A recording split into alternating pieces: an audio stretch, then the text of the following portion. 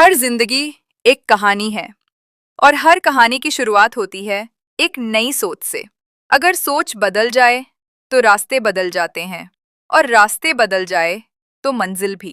स्वागत है आपका हमारे चैनल सोच बदलो जिंदगी बदलो पर, जहां एक छोटी सी सोच आपकी जिंदगी को नई दिशा दे सकती है। तो चलिए शुरू करते हैं एक नई सोच के साथ। स्वागत है। आज हम ओशो की एक बेहद दिलचस्प किताब तंत्र दर्शन, ओशो की अंतर्दृष्टि, इसके कुछ अहम हिस्सों पर बात करने वाले हैं। हाँ, ये किताब दरअसल विज्ञान भैरव तंत्र के पहले खंड पर ओशो की जो कमेंट्री है उसका सार है। बिल्कुल। और हमारा इरादा ये है कि तंत्र को लेकर जो आम धारणाएं हैं ना, उनसे थोड़ा आगे बढ़ें और समझे कि ओशो इसके गहरे आध्यात्मिक पहलू को कैसे देखते हैं। सही कहा। ये पूरा मामला शिव और पार्वती के बीच एक संवाद पर टिका है, जिसमें ध्यान की कई विधियां सामने आती हैं। तो चलिए तंत्र की इस दुनिया में उतरते हैं और देखते हैं ओशो की नजर से इसका क्या मतलब है। बिल्कुल, और ये देखना बड़ा मजेदार है कि कैसे एक हजारों साल पुराने संवाद को, खासकर तंत्र जैसे जिसे अक्सर लोग गलत समझ लेते हैं, हाँ, बहुत गलत समझते हैं। इस विषय को ओशो ने आज की जीवन के लिए कैसे रेलेवेंट बनाया है। स्रोत सास बताते हैं कि ओशो के लिए तंत्र सिर्फ वो कुछ शारीरिक क्रियाएं या पूजा पाठ नहीं है। नहीं, ये तो जीवन को देखने का, जीने का एक बिल्कुल अलग, एक समग्र नजरिया है। ये कोई नियमों की लिस्ट नहीं है, बल्कि चेतना को, कॉन्शियसनेस को कैसे फैलाएं, उसका विज्ञान है। हाँ, और शायद यहीं से शुरू करना सबसे ठीक रहेगा। स्रोत सबसे पहले यही बताते हैं कि ओशो के हिसाब से तंत्र क्या नहीं है ना? क्योंकि अक्सर इसे लोग कोई सीक्रेट पंथ समझ लेते हैं या सिर्फ कर्मकांड या फिर वो सेक्सुअल एनर्जी से जोड़ देते हैं। बिल्कुल, और ओशो इन सब लिमिटेड परिभाषाओं को एकदम नकार देते हैं।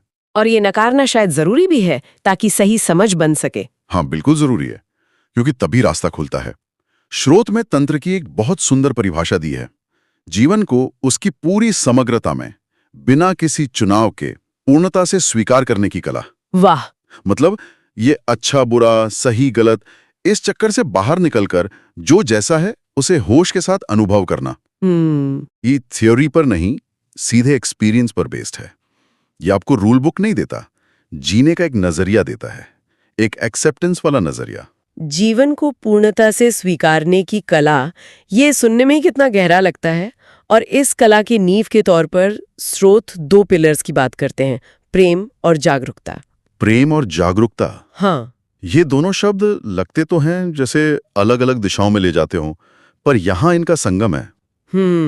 स्रोत में एक लाइन है जो बिल्कुल सटीक है, प्रेम और ध्यान का मेल ही तंत्र है। मतलब एक तरफ तो प्रेम की वो गहराई है जहां इंसान जैसे घुल जाता है, मिट जाता है। हाँ, विलीन हो जाता है। और दूसरी तरफ है ध्यान, मतलब अवेयरनेस, जहां आप अपने होने के प्रति एकदम सजग हैं, एक गवाह की तरह। इन दोनों का एक साथ होना, ये तो बड़ा विरोधाभासी लगता है। और शायद तंत्र का सबसे क्रांतिकारी हिस्सा यही विरोधाभास है। देखिए, आमतौर पर आध्यात्मिक रास्ते या तो भक्ति और प्रेम पर जोर देते हैं, जहां सरेंडर मेन होता है, सही, या फिर ज्ञान और ध्यान पर, जहां विटनेसिंग, साक्षी भाव जरूरी होता है। तंत्र कहता है, भाई ये दोनों एक साथ मुमकिन है, और असल में यही सबसे ऊंचा अनुभव है। अच्छा। ओशो ये दिखाते हैं कि जब आप प्रेम की चरम गहराई में हो, जहां वो मैं वाली फीलिंग लगभग गायब हो जाती है, ठीक उसी पल अगर आप अपने अंदर एक जागरूकता, एक साक्षीपन जगाए रख सकें, तो ऊर्जा का विस्फोट होता है, ट्रांसफॉर्मेशन होता है। ये सिर्फ प्यार करना नहीं, बल्कि होशपूर्वक प्यार करना है।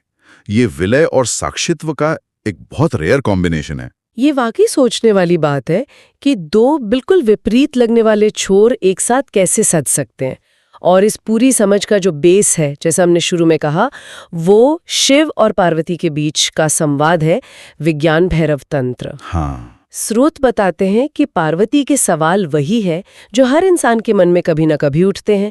ये दुनिया क्या है, मैं कौन हूँ, शांति कहाँ मिलेगी, है ना? बिल्कुल सनातन प्रश्न। और शिव के जवाब वो कोई फिलॉसफी या सिद्धांत नहीं है, बल्कि ध्यान की सीधी साधी 112 विधियां हैं। 112 विधियां, और ये अपने आप में कमाल की हैं। ये कोई मुश्किल कर्मकांड नहीं है, बल्कि चेतना जगाने की बहुत ही साइकोलॉजिकल, बहुत साइंटिफिक टेक्निक्स हैं। अच्छा। लेकिन यहाँ ओशो का रोल बहुत इंपॉर्टेंट हो जाता है।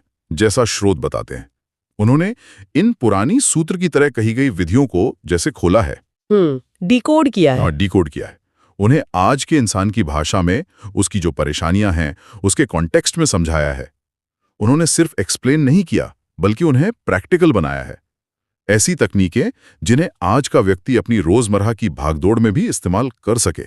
मतलब ये सिर्फ पढ़ने सुनने की चीज नहीं बल्कि करने और अनुभव करने का न्योता है। एग्जैक्टली, करो और जानो। ये 112 विधियों का जिक्र सुन के थोड़ी और उत्सुकता होती है। क्या श्रोत कुछ उदाहरण देते हैं कि ये विधियां किस तरह की होती हैं? मतलब सांस या ध्वनि के अलावा कुछ और? हाँ, कुछ इशारे मिलते हैं। जैसे एक विधि का जिक्र है जहां दो सांसों के बीच जो एक छोटा सा गैप आता है। हाँ, वो ठहराव। हाँ, वो ठहराव, जहां ना सांस अंदर जा रही है ना बाहर आ रही है। बस उस शून्य पल पर अपनी पूरी चेतना टिका देनी है। अच्छा। या एक और बड़ी यूनिक विधि है, जैसे कोई तेज इमोशन उठे, गुस्सा या डर, तो उसे दबाने या निकालने के बजाय बिल्कुल न्यूट्रल होके बिना जज किए बस उसे महसूस करना, जैसे शरीर में कोई एनर्जी वेव उठी हो। ये उदाहरण दिखाते हैं कि तंत्र कैसे जीवन के बहुत छोटे छोटे अनुभवों को भी ध्यान का दरवाजा बना देता है। ये किसी खास आसन या मुद्रा तक ही सीमित नहीं है, बल्कि जीवन के हर पहलू को छूता है। ये तो बहुत दिलचस्प है। मतलब ध्यान के लिए कोई खास सेटअप की जरूरत नहीं, जीवन का हर पल, हर अनुभव वही आपकी लैब बन सकता है। बिल्कुल। और इसी से जुड़ा हुआ तंत्र का एक और सेंट्रल आइडिया स्रोत में सामने आता है, और वो है स्वीकृति, यानी एक्सेप्टेंस का सिद्धांत।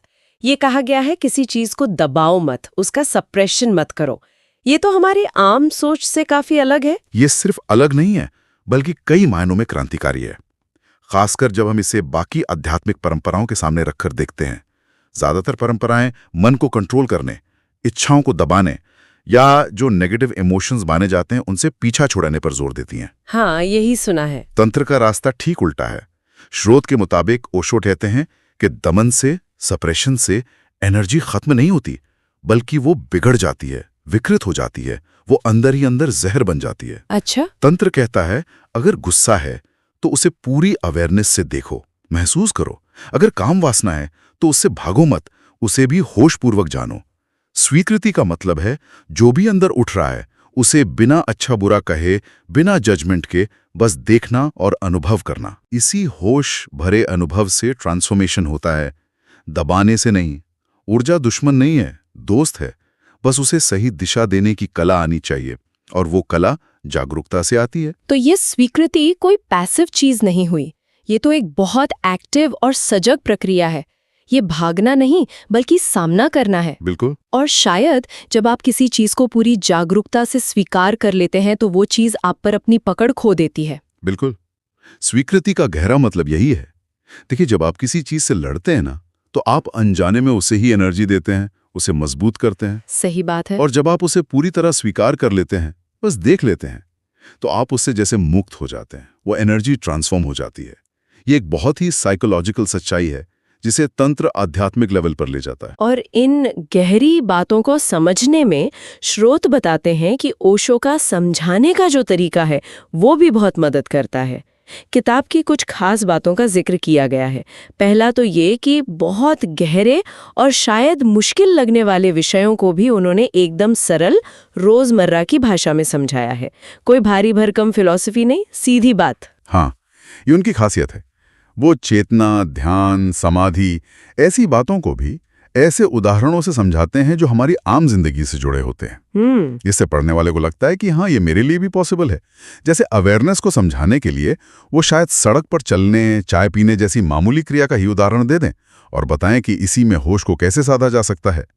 स्रोत इशारा करते हैं कि यही सहजता उनकी बातों को खास बनाती है। और दूसरी खासियत, जिसका हमने पहले भी जिक्र किया, कि ये सिर्फ थ्योरी नहीं है। स्रोत इस बात पर जोर देते हैं कि ओशो प्रैक्टिकल टेक्निक्स देते हैं जिन्हें कोई भी खुद ट्राई करके देख सकता है। बिल्कुल। ये सिर्फ दिमाग तक ही नहीं रुकता। नहीं, ये जानने से, करने और फिर होने की तरफ ले जाता है। सिर्फ सोचना नहीं, अनुभव करना। और ये तकनीकें ऐसी हैं कि इनको करने के लिए कोई खास तैयारी या तामझाम नहीं चाहिए। अपनी नॉर्मल रूटीन में ही इन्हें शामिल किया जा सकता है। और तीसरी दिलचस्प बात जो स्रोत में बताई गई है वो है ओशो का अपना स्टाइल, उनका ह्यूमर, उनका मजाक और एक तरह की सहजता जो गंभीर से गंभीर बात को भी भारी नहीं बनने देती। कहा गया है कि ये पढ़ने के एक्सपीरियंस को इंटरेस्टिंग और लाइट बनाता है। हाँ, ये अंदाज भी जोड़ने में मदद करता है। जब गहरी सच्चाइयाँ हल्के-फुल्के ढंग से, कभी कहानी या चुटकुले के जरिए कही जाती हैं, तो वो ज्यादा आसानी से दिल में उतरती हैं। ये वो गुरु शिष्य वाली भारी भरकम फीलिंग से अलग एक दोस्ताना माहौल बनाता है। तो इन सब खासियतों को देखते हुए स्रोत ये भी बताते हैं कि ये नजरिया या ये किताब किन लोगों के लिए खास तौर पर फायदेमंद हो सकती है। हाँ, ये जानना भी जरूरी होगा। स्रोत के हिसाब से पहला तो वो लोग जो ध्यान या मेडिटेशन की दुनिया में नए हैं और सिंपल प्रैक्टिकल गाइडेंस चाहते हैं। ओशो की बातें उन्हें एक अच्छी शुरुआत दे सकती हैं। ठीक है। दूसरा वो लोग जिनके मन में तंत्र को लेकर बहुत कंफ्यूजन है, जो इसे सिर्फ सेक्स या कोई काला जादू टाइप चीज समझते हैं। हाँ, ऐसी धारणाएं हैं। ये किताब उन्हें तंत्र के असली, गहरे और आध्यात्मिक रूप से मिलवा सकती है। और तीसरा वो लोग जो जीवन को टुकड़ों में नहीं बल्कि एक पूरी इकाई की तरह जीना चाहते हैं, जो प्रेम, जीवन के अनुभव और अपने अंदरूनी शांति या ध्यान के बीच एक बैलेंस, एक हार्मनी खोजना चाहते हैं। उनके लिए तंत्र का ये नजरिया आंखें खोलने वाला हो सकता है। तो इन सारी बातों को अगर हम समेटें तो एक साफ तस्वीर उभरती है। ओशो की नज़र में तंत्र जीवन से भागना नहीं है, बल्कि जीवन में गहरे उतरने का विज्ञान है। हाँ, ये किसी मठ या गुफा में बैठकर दुनिया को नकारना नहीं, बल्कि इसी दुनिया में, इसी जीवन के हर अनुभव को, चाहे वो सुखद हो या जिसे हम दुखद कह देते हैं, पूरी जागरूकता और स्वीकृति के साथ जीना है। बिल्कुल। हर अनुभव को चेतना के विकास का एक मौका बनाना है। सही। बिल्कुल सही कहा। स्वीकृति और जागरूकता, ये दो शब्द जैसे तंत्र के दरवाजे की चाबियां हैं। स्रोत का निचोड़ भी यही है कि ओशो ये दिखाते हैं कि परम स्वतंत्रता या मुक्ति जीवन से कहीं दूर जाके नहीं मिलती, बल्कि जीवन के अंदर ही। हाँ, बल्कि जीवन के अनुभवों के अंदर ही, उन्हीं के जरिए पाई जा सकती है। जीवन ही असली लैब है और जागरूकता वो मेथड है जिससे इस लैब में एक्सपेरिमेंट करने हैं। अच्छा बुला, सही गलत के चुनाव से ऊपर उठना और जो है जैसा है उसे पूरी तरह स्वीकार करना, यही तंत्र का मूल संदेश है, जैसा ओशो समझाते हैं। ये तो एक बहुत ही पॉजिटिव और लाइफ अफर्मिंग नजरिया लगता है। और जाते जाते सुनने वालों के लिए एक सवाल या शायद एक विचार छोड़ना चाहूंगी जो इन्हीं स्रोतों से निकलता है।